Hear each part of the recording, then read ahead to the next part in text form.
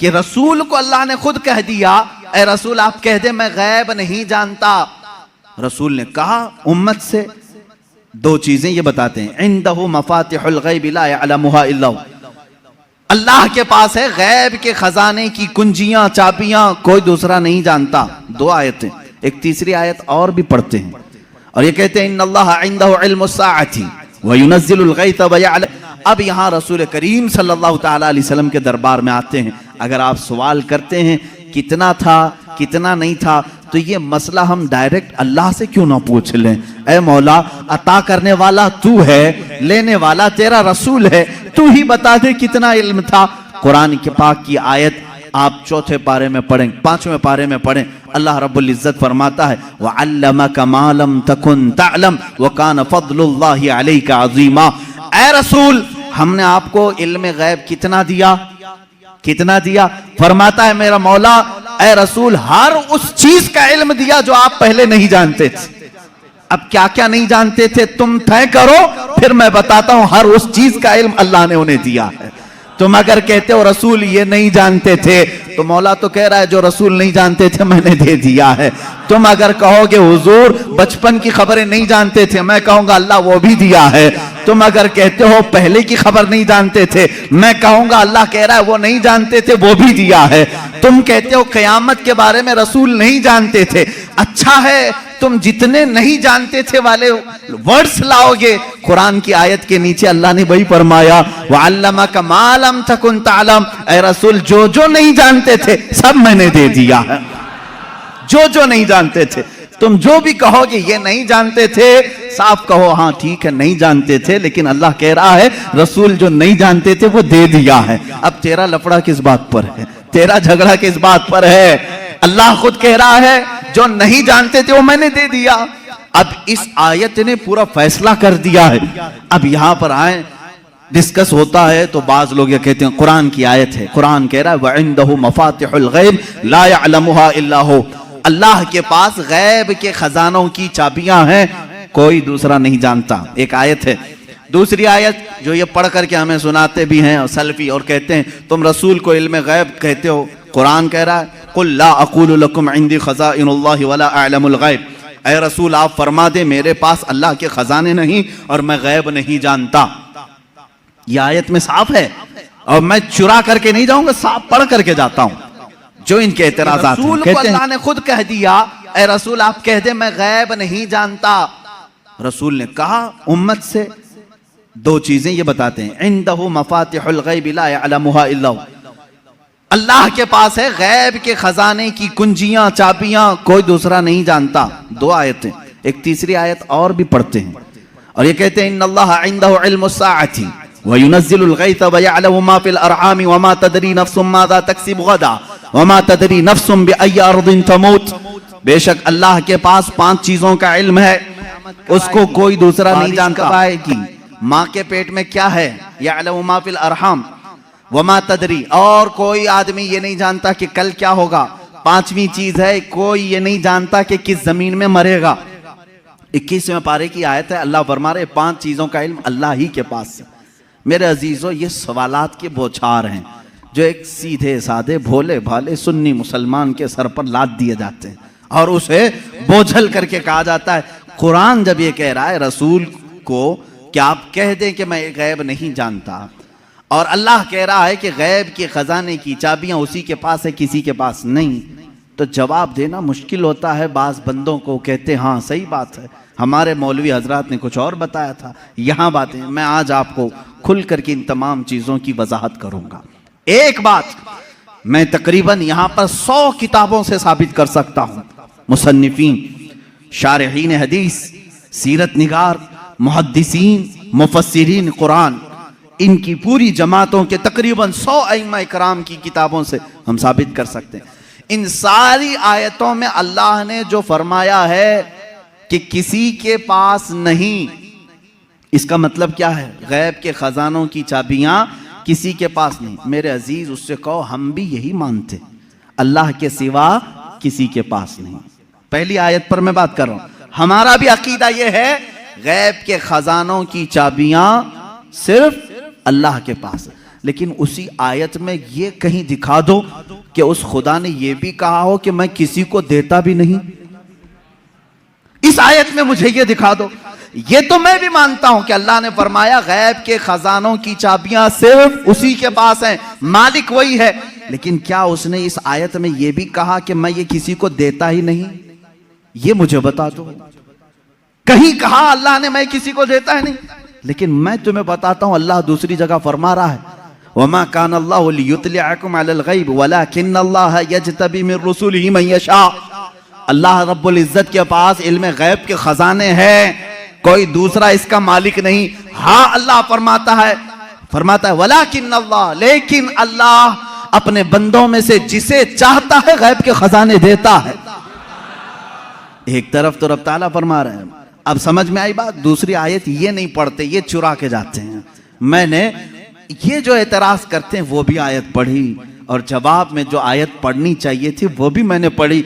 अल्लाह ने फरमाया बिल्कुल सच है, हमारा अकीदा भी यही है, गैब के खजानों की चाबियों का मालिक सिर्फ अल्लाह है। लेकिन उसने कहीं कुरान में ये नहीं कहा कि मैं ये चाबियां किसी को नहीं देता। कहीं कहा अल्लाह ताला ने, बल्कि रसूल से पूछते हैं। मेरे आका सल्लल्लाहु ताला अलैहि वसल्लम खुद फरमाते हैं, हदीस पाक है, सही हदीस है, उअतीतु मफातीह खज़ाइनिल अर्द।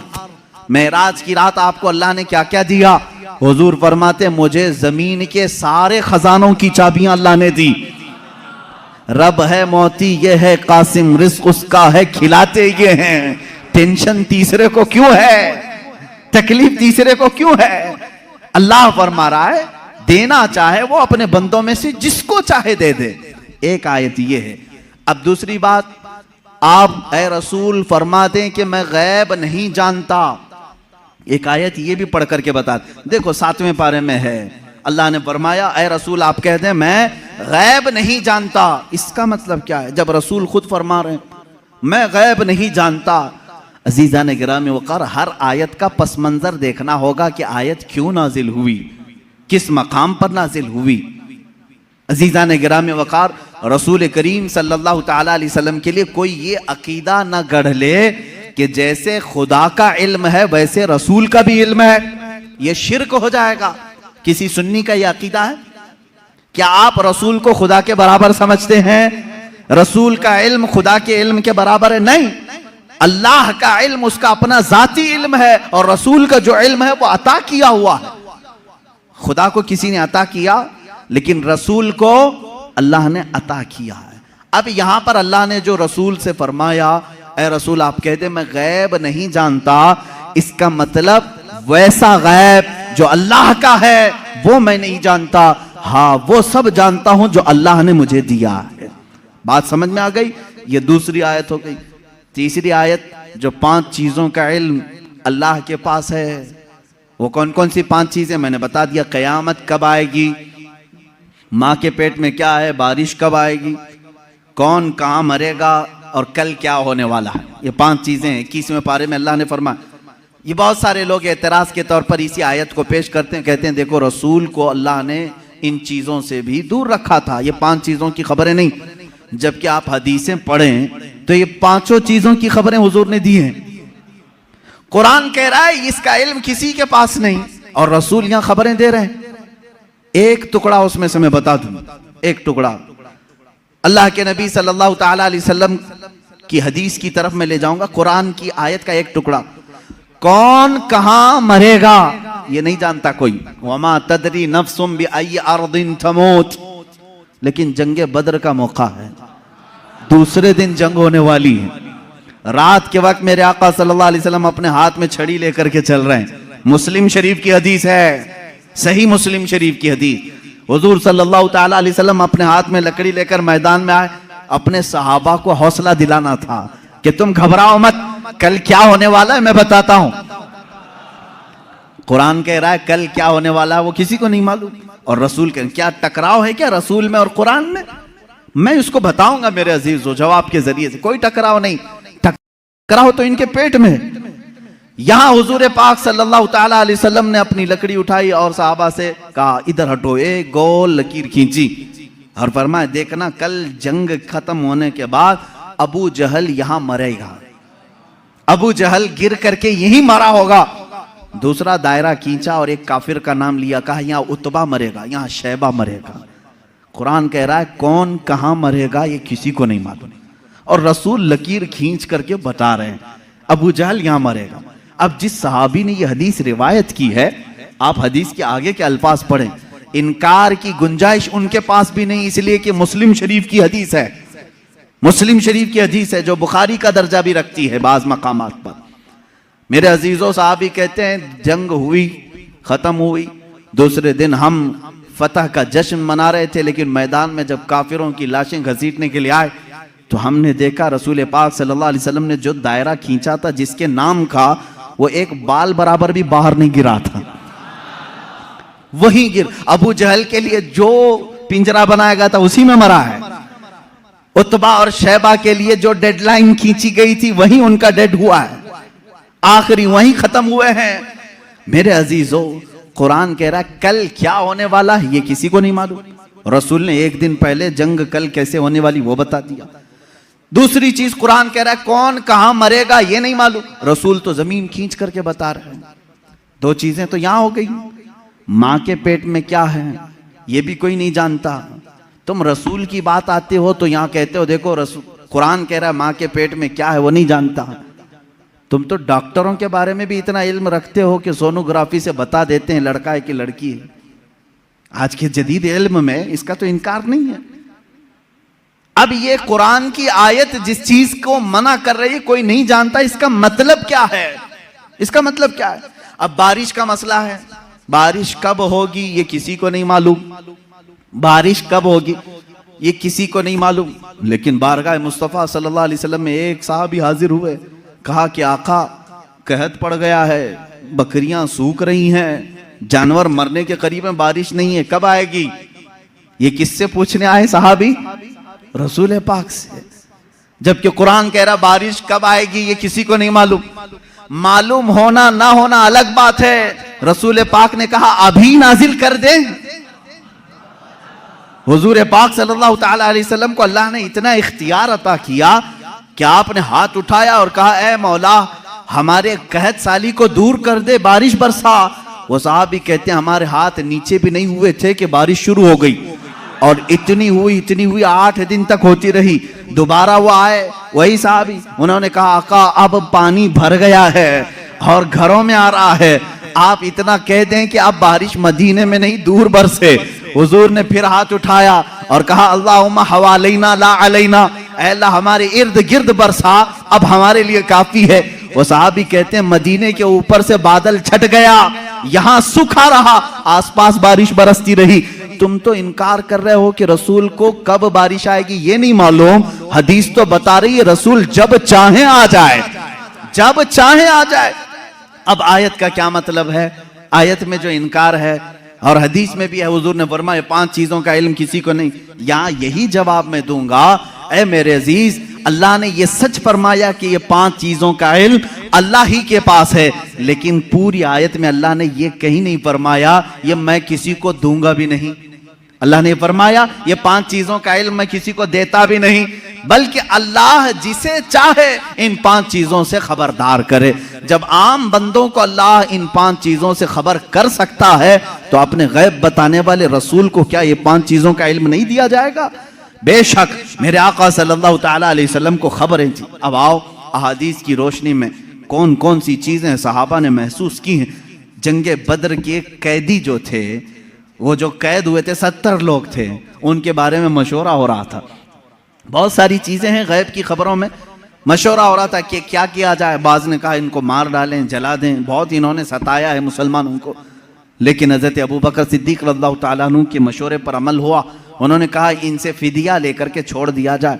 हुजूर पाक सल्लल्लाहु ताला अलैहि वसल्लम हर एक कैदी को बारी बारी बुला रहे थे कि तुम्हारे पास जो है वो ले आओ, माल दो और आजाद हो जाओ, क्योंकि उन्होंने तलवार उठाई थी, तलवार उठाने का ये जुर्म है, अब आजाद हो। दूसरी कौमें तो छोड़ती नहीं, तलवार उठाने वाले को मार दिया जाता है या जेल में डाला जाता है। ये मेरे आका का रहम था कि फिदिया दे करके उन्हें छोड़ा जा रहा था, इसलिए कि ये बाद में फिर दायरे इस्लाम में आएंगे, छोड़ा जा रहा था। उन्हीं कैदियों में हुजूर के चचा अब्बास भी थे, वो ईमान लाए हुए नहीं थे, काफिरों की तरफ से लड़ने के लिए आए थे। अब्बास वो भी कैदियों में थे, चचा हैं। हुजूर सल्लल्लाहु ताला अलैहि वसल्लम के पास पहुंचे, कहा ए चचा आप तो उनके दुश्मनों के साथ आए थे, फिदिया दो और आजाद हो जाओ। कहा मेरे पास कुछ भी नहीं है, मेरे पास कुछ भी नहीं है, माल कुछ भी नहीं है।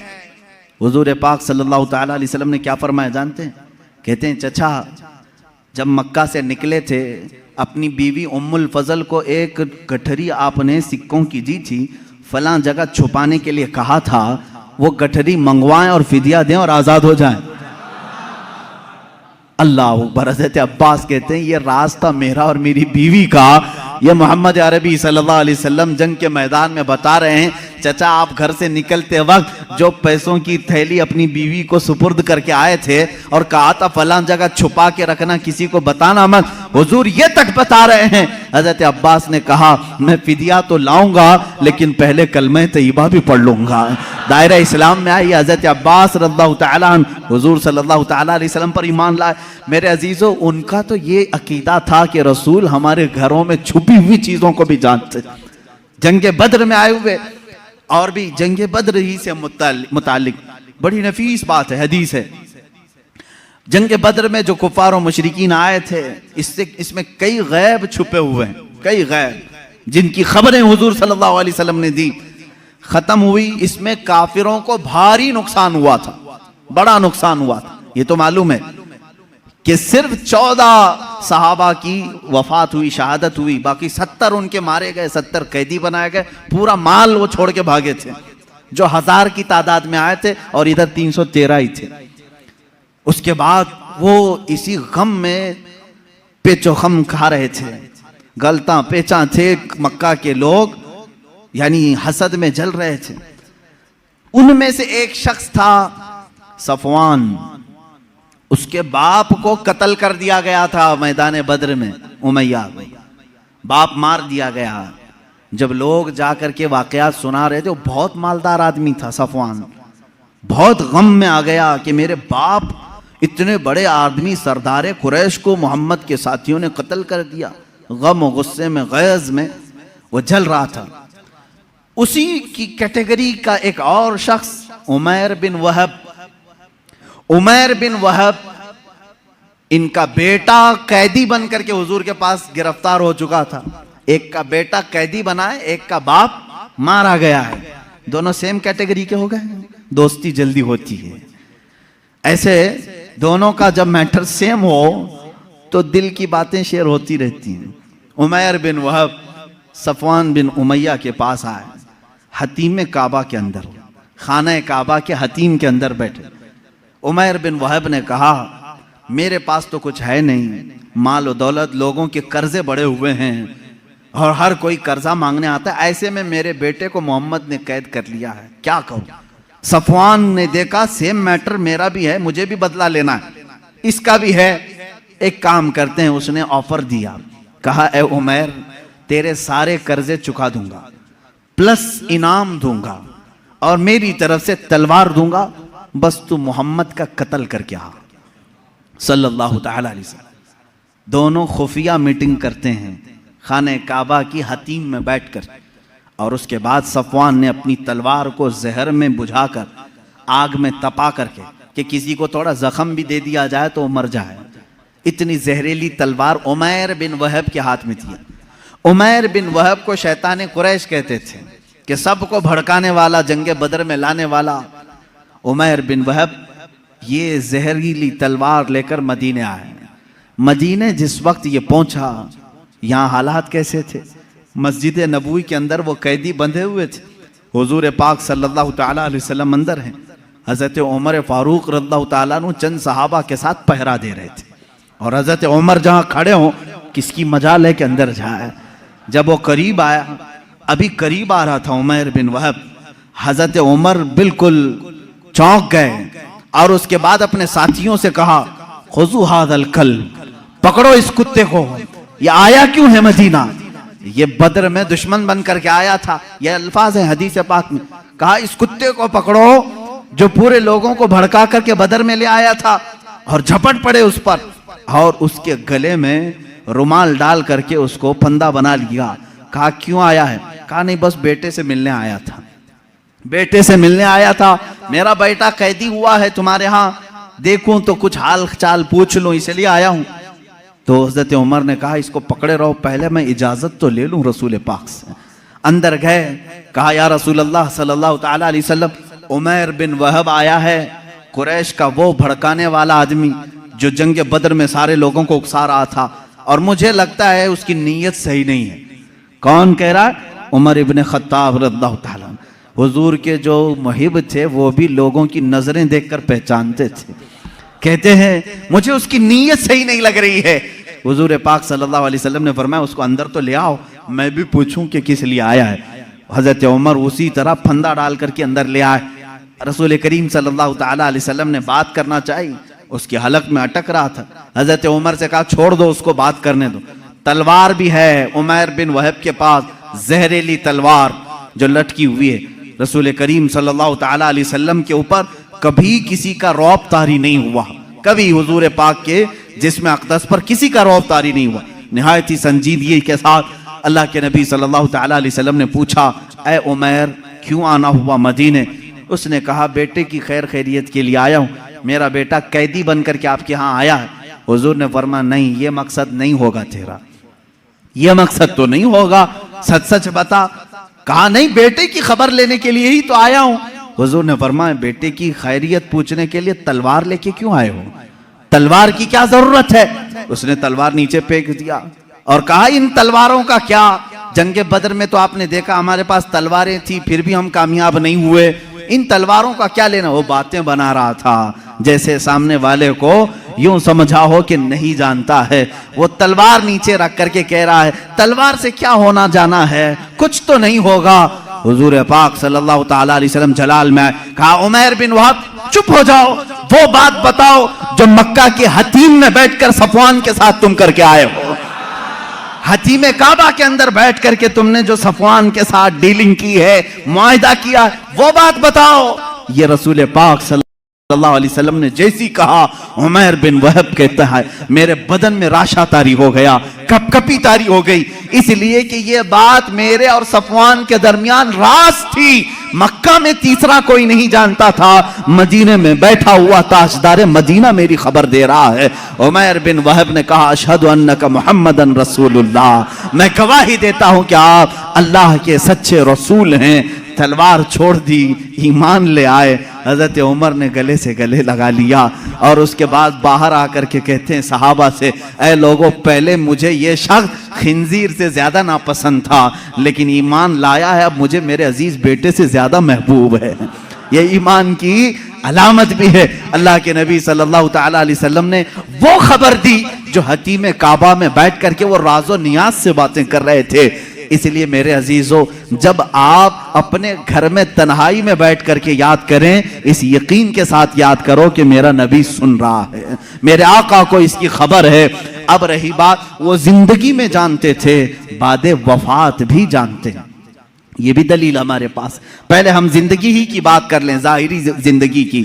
अल्लाह के नबी सल्लल्लाहु ताला अलैहि वसल्लम के साथ एक बार नहीं कई मरतबा ये मामला आता है। जंगे मौता ये जॉर्डन की सरजमीन पर है, उर्दुन, जिसको अरबी में उर्दुन कहते हैं, इंग्लिश में जॉर्डन।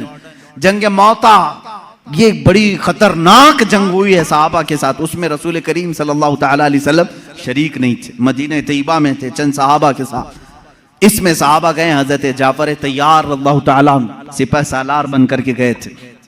हजरत जाफर तैयार हुजूर सल्लल्लाहु ताला अलैहि वसल्लम के चचेरे भाई हैं, हजरत मौला अली करमल्लाहु वजहुल करीम के सगे भाई हैं जाफर बिन अबी तालिब। ये सिपह सालार बन करके गए, वहां पर बाजिंतीनी लोगों से सख्त तरीन मुकाबला था। मदीने में मेरे आका सल्लल्लाहु ताला अलैहि वसल्लम बैठे हुए हैं, जंगे मौता हो रही है।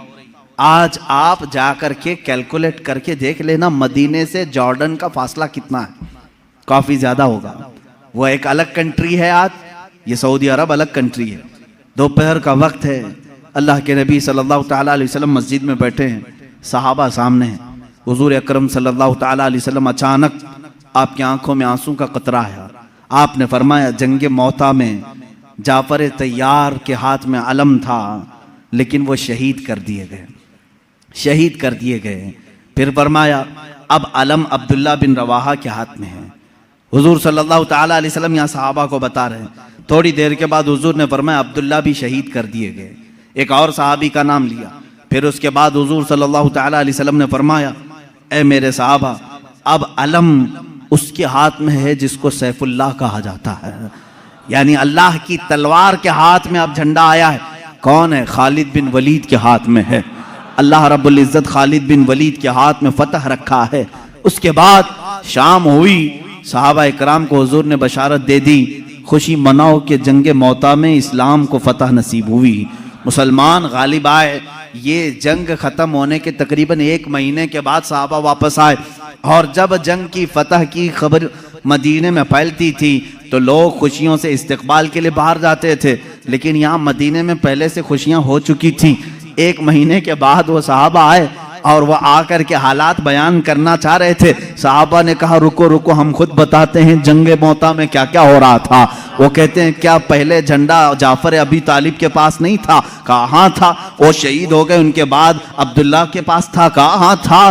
कहा उनके बाद जैद बिन हारसा के पास था? कहा हाँ उनके पास था। फिर झंडा खालिद बिन वलीद के हाथ में आया और फतह हो गई। वो सहाबा कहते हैं हम लड़ने के लिए गए थे, तुम मदीने में बैठे थे, खबरें तुम दे रहे हो। उन सहाबा ने कहा हाँ बात हमारे इल्म गैब की नहीं, रसूलुल्लाह के इल्म गैब की है। जिस वक्त तुम जंग के मैदान में थे, अल्लाह के नबी पूरे मौता जंग का नक्शा हमें मदीने में बता रहे थे। अजीजा ने गिरामी वक़ार, इसी को इमाम अहले सुन्नत फाजिल बरेलवी ने फरमाया है, सरे अर्श पर है तेरी गुजर, दिल फर्श पर है तेरी नजर, मलकूत मुल्क में नहीं कोई शय, वो जो तुझ पे आया नहीं। या रसूल अल्लाह और कोई गैब क्या तुमसे नेहा हो भला, जब ना खुदा ही छुपा तुम पे करोड़ों दुरूद। अजीजा ने गिरामी वक़ार, बेशुमार वाक़यात में सहाबा कहते हैं हमें मालूम था अल्लाह के नबी सल्लल्लाहु ताला अलैहि वसल्लम को इसकी खबर थी। अब अपने बाद होने वाले हालात को जो हुजूर ने बयान किए वो खुद एक अलग टॉपिक है। क़यामत की निशानियां, रसूल करीम सल्लल्लाहु ताला अलैहि वसल्लम ने क्या क्या नहीं बयान किया। एक सहाबी हजरत हुज़ैफा बिन यमान रज़ी अल्लाह ताला, ये एक ऐसे सहाबी हैं, ये इनकी खुसूसियत ये थी हजरत उमर फारूक इनको देखते रहते थे। क्यों जानते हैं? ये राज हुजूर सल्लल्लाहु ताला अलैहि वसल्लम के कुछ राजों से ये वाकिफ थे।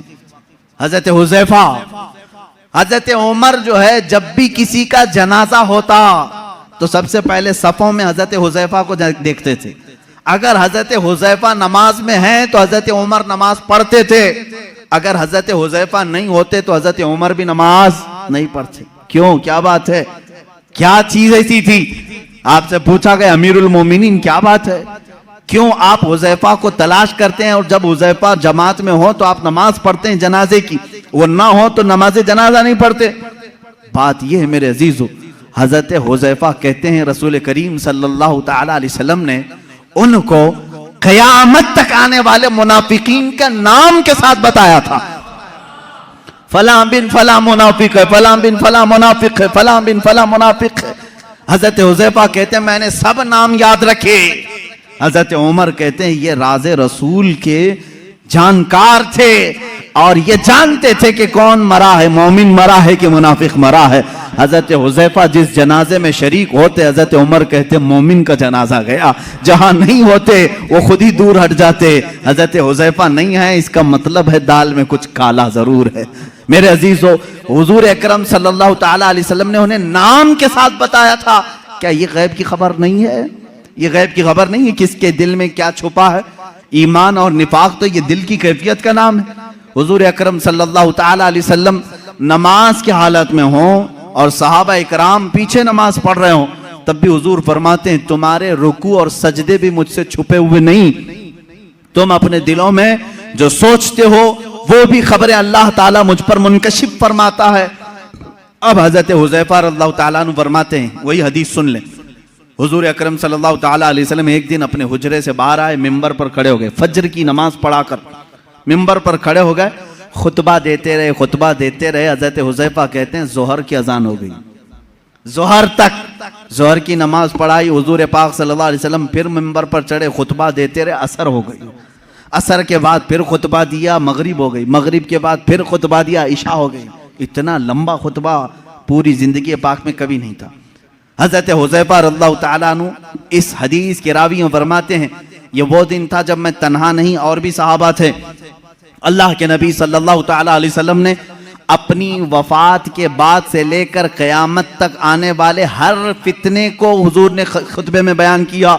और हुजूर हज़रत हुज़ैफा फरमाते हैं, इतने फितने, कौन किस फितने का बानी होगा, कौन फाउंडर होगा, कौन कौन सी जमातें तश्कील पाएंगी, कितने फिरके बनेंगे और फिरके का फाउंडर कौन होगा, उसके नाम के साथ हज़रत हुज़ैफा कहते हैं 300 फितनों के बानियों के नाम तो मुझे याद हैं। हुजूर सल्लल्लाहु ताला अलैहि वसल्लम मिंबर पर बयान कर रहे हैं। और एक हदीस हज़रत अबू हुरैरा से, हुजूर सल्लल्लाहु ताला अलैहि वसल्लम अपने हाथ में 2 किताबें लिए हुए थे। पूछा हज़रत अबू हुरैरा ने, क्या है?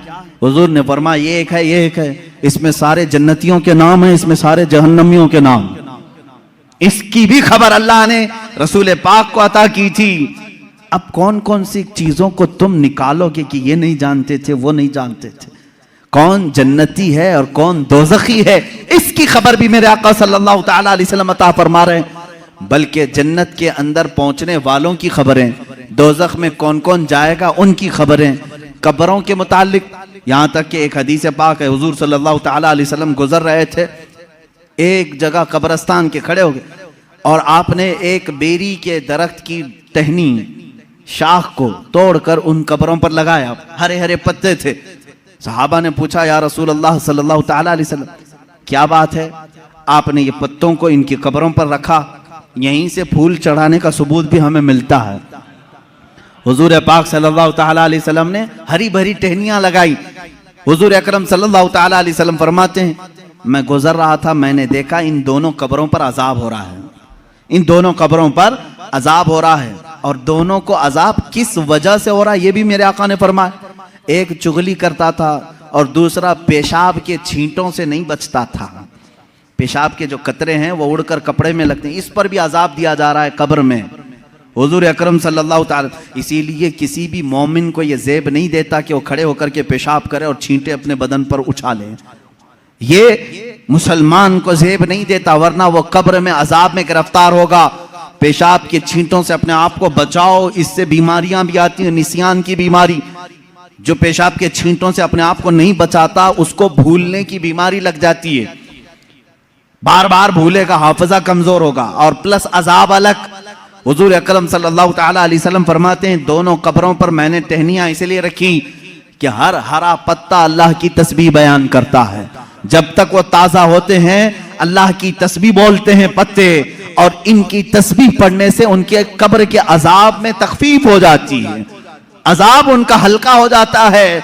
अब समझ गए आप, कब्र पर टहनियां लगाने का सबूत इसी हदीस पाक से है। फूल भी ताजे हम इसलिए डालते हैं कि वो तस्बीह पढ़ें और कब्र वाले को उसका फायदा हो।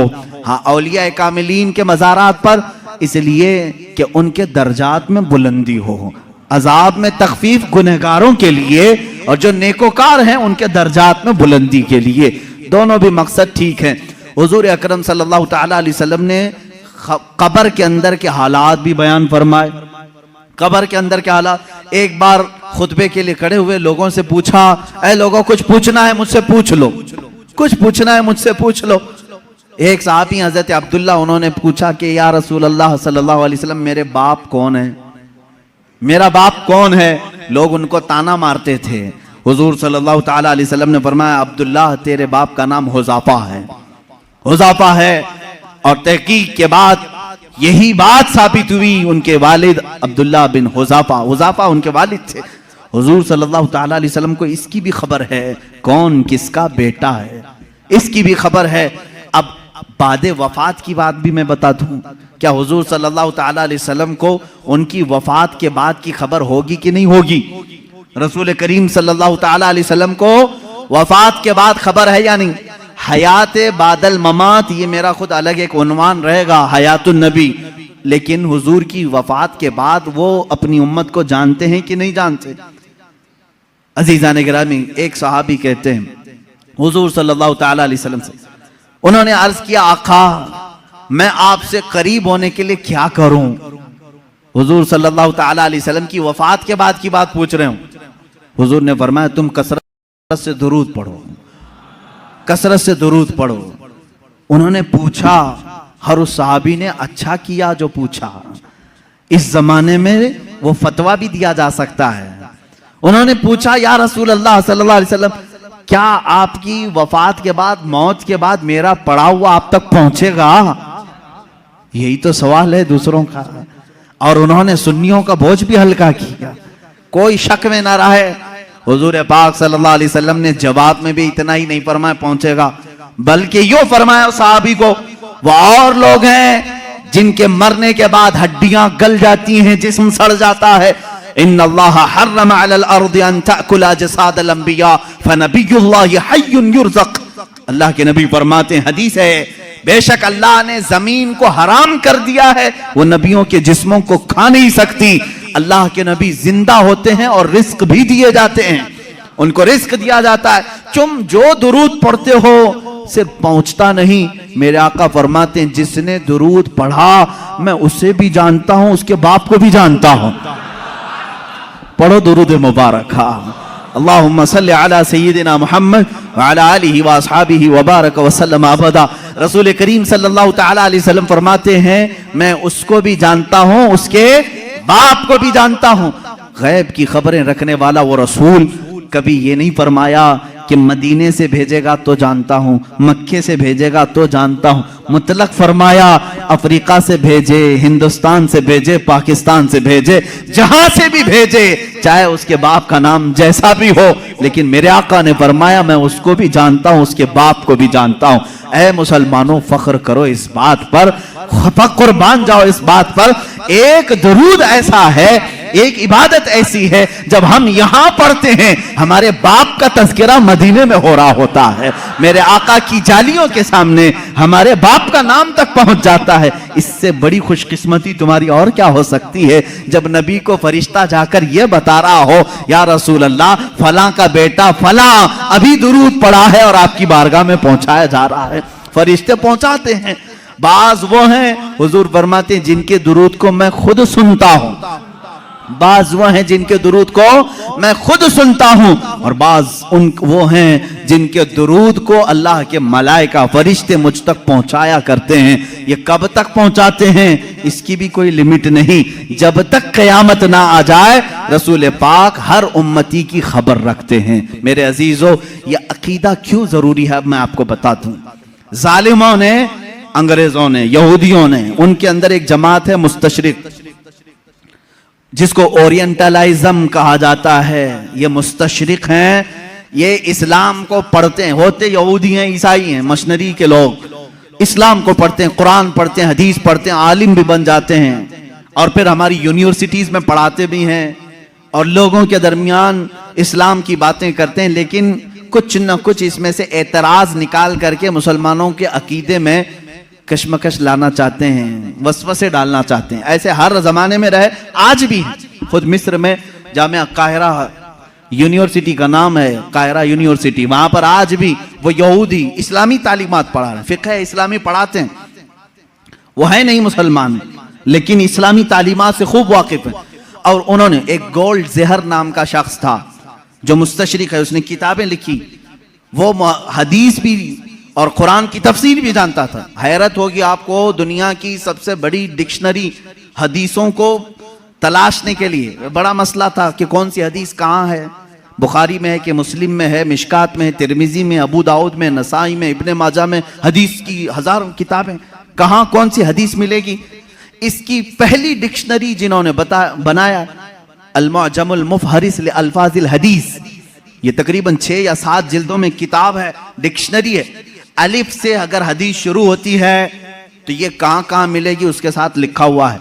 इस पर पूरी मेहनत किया 4 यहूदी आलिमों ने, वो मुसलमान नहीं। उनको क्यों इतनी फिक्र है, क्यों वो इतनी मेहनत कर रहे हैं? तफसीर पर लिखा है इन्होंने, इल्मे तफसीर पर किताबें लिखी हैं। मेरे अजीजों, मोहब्बत इस्लाम में नहीं, अदावत इस्लाम में लिखते हैं और उसके बाद एतराज करते हैं खुद अपनी तरफ से और मुसलमानों में छोड़ देते हैं। यहीं से जमातें बनती हैं, यहीं से जमातें बनती हैं। इनके जो शागिर्द हैं मुस्तशरिकीन के, वो मॉडर्न ख्याल बन करके मुसलमानों में आते हैं और नई नई बातें ले आते हैं।